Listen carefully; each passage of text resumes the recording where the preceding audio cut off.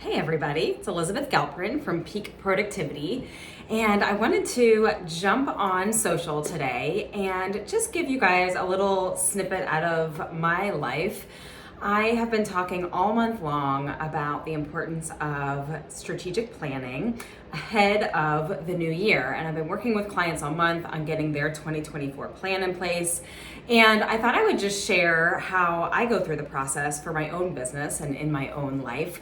Most of you know that it's extremely important to me that I walk my talk. So anything that I am working and coaching my clients through that is applicable to my profession, my business, and my personal life, I always make sure that I am doing the same work. So I wanted to just give you a quick snapshot into how I plan for each year. I do start in December, and I'll tell you the first couple of weeks of the month, I'm often just kind of brainstorming. I've got a sheet in my Full Focus Planner, and as thoughts come to me about what I want to accomplish in 2024, or lessons I've been learning in 2023, just kind of jot that down on a sheet of paper. I don't really have any designated session time for planning in those first couple of weeks of the month. Now, once I hit my time away from client work, I will schedule a personal time block to do my planning. So I will admit that I do my planning when I am off work, when I'm on vacation. And so I dedicate a time where I'm not working with clients, and I've given myself a couple of days of headspace away from work. I love to do my planning session from a coffee shop. There's just something about the buzz. I like being in a different environment than in my home office. So I will usually spend a couple of hours at a coffee shop. I have no time constraints, and I really feel the freedom of being able to get creative and think big. So I follow a lot of these steps that are part of the Full Focus process. And the first step is to reflect on the current year as I'm closing it out. So this year I will write down all the things from 2023 that I'm proud of, accomplishments I've made, the goals that I was able to accomplish, or even the goals that I was able to bring, to 80% completion. So I start with a review on the past year and really just kind of get into a headspace of gratitude and pride and recognition of all that I've achieved in the past 12 months.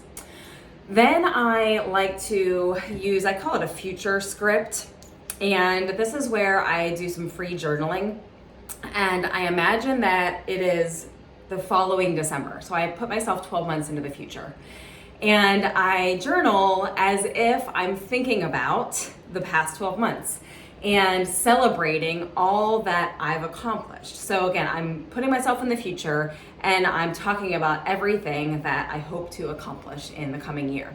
So I call that future scripting. And it just really helps to get myself thinking outside of the box and kind of tap into that what if and the ideal outcome that I'm hoping for in the coming year. So once I've done that, then I go through the 4 steps. Again, this comes from the Full Focus methodology and planner.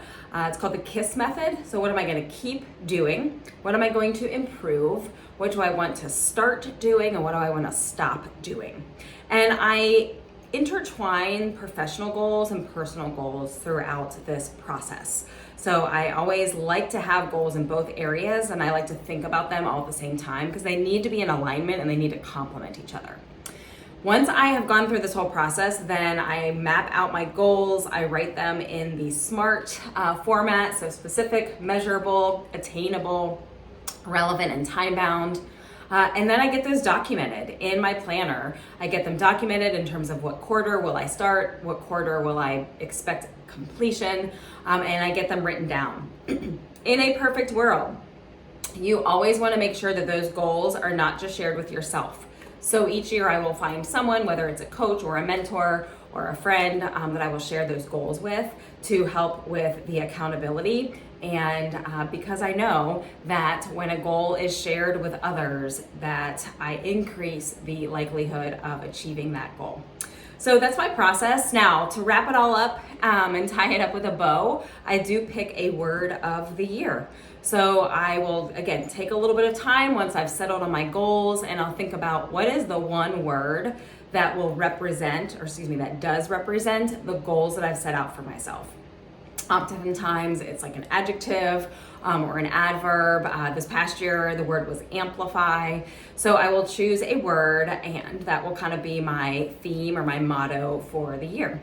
So I hope this was helpful. If you have things that you do, I'd love for you to drop those comments here on this post. And if you're struggling with doing your own 2024 planning, it's not too late. Reach out, let me know. Be happy to be a support to you and to guide you through the process.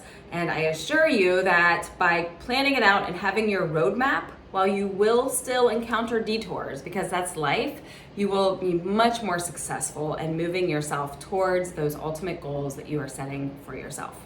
Happy holidays, everybody, and I wish you a wonderful start to 2024.